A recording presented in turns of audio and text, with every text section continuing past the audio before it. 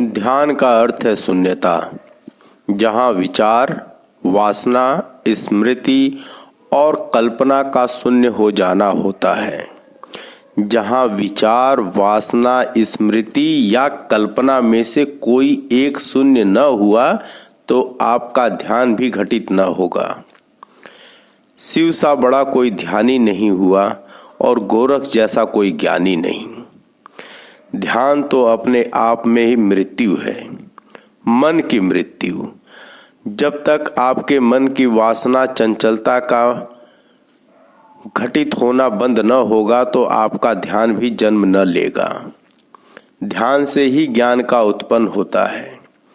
जो ज्ञान ध्यान से उत्पन्न हुआ है वही अलौकिक ज्ञान है, नहीं तो सब ज्ञान लौकिक हैं, सब ज्ञान मिथ्या है। शिवलिंग का प्रतीक ही अपने आप में ध्यान का प्रतीक है, अंतर ज्योति का प्रतीक है। जब तुम्हारे भीतर ज्योति जलेगी तो इसका स्वरूप शिवलिंग जैसा ही होगा। शिवलिंग पुरुष व स्त्री के जन्मनेन्द्रिय का प्रतीक है।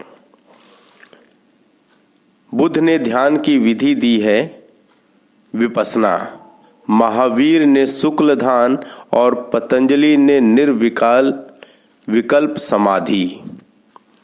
विपस्सना भी अपने आप में एक ध्यान पद्धति ही है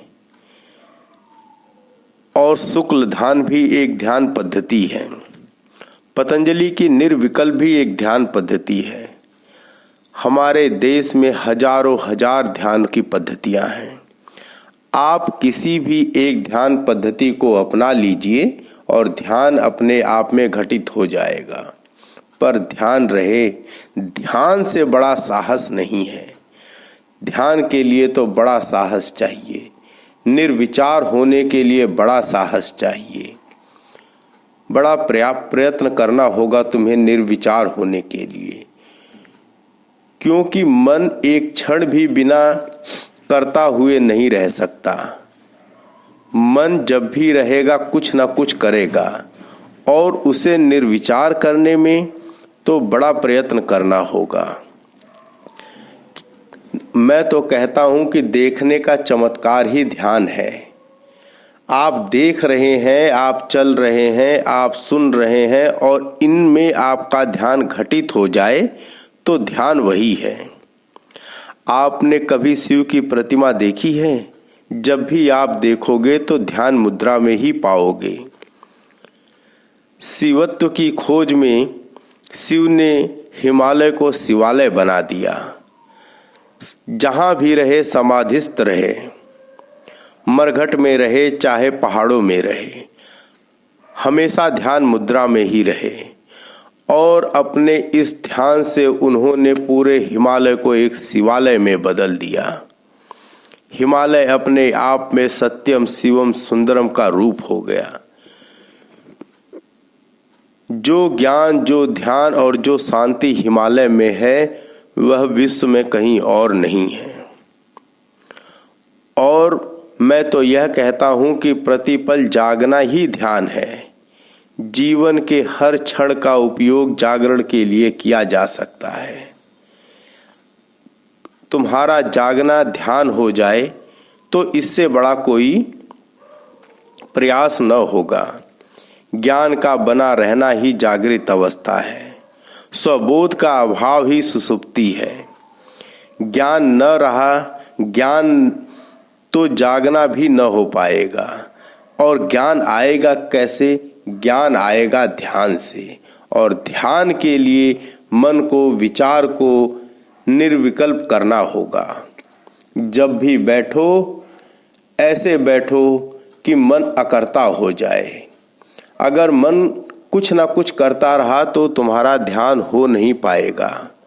मन को अकर्ता करने के लिए, मन को निर्विचार करने के लिए प्रगाढ़ संकल्प की आवश्यकता होगी। जब बैठो तो साध लो मन को। बुद्ध ने तो विपस्सना की जो पद्धति बताई है, सबसे सरल पद्धति बताई। बुद्ध तो कहते हैं कि तुम्हें कुछ करना ही नहीं है, ध्यान भी कोई करने की जरूरत नहीं है। ध्यान तो अपने आप घटित हो जाएगा। बस तुम बैठ जाओ, अपनी सांसों को चलते हुए देख लो कि सांसें कैसे भीतर जा रही हैं और कैसे भीतर आ रही हैं। सांस लेने की जरूरत नहीं है, यह तो अपने आप घटित होने वाला कार्य है। तुम्हें बस निर्विकल्प निर्विचार होकर बैठ जाना है, अपनी सांसों को देखना है और ध्यान घटित हो जाएगा। जब ध्यान घटित हो जाएगा तो अपने आप तुम्हारे भीतर शिवत्व उत्पन्न होगा और तुम जहां बैठोगे वहीं समाधिस्थ हो जाएगी और तुम जहां बैठोगे वही शिवालय हो जाएगा। बहुत ज़्यादा प्रयत्न नहीं करना है, बहुत ज़्यादा भाग दौड़ भी नहीं करना है, बस शिवत्व हो जाना है। शिवत्व हो जाने का अर्थ है कि निर्विकल्प निर्विचार ध्यान में बैठ जाना। और जब तुम निर्विकल्प निर्विचार होकर ध्यान में बैठोगे तो देखोगे कि तुम्हारे अंदर जो ज्योति प्रतीत होगी, उसका स्वरूप, उसका रूप, उसका आकार होगा वो शिवलिंग जैसा ही होगा।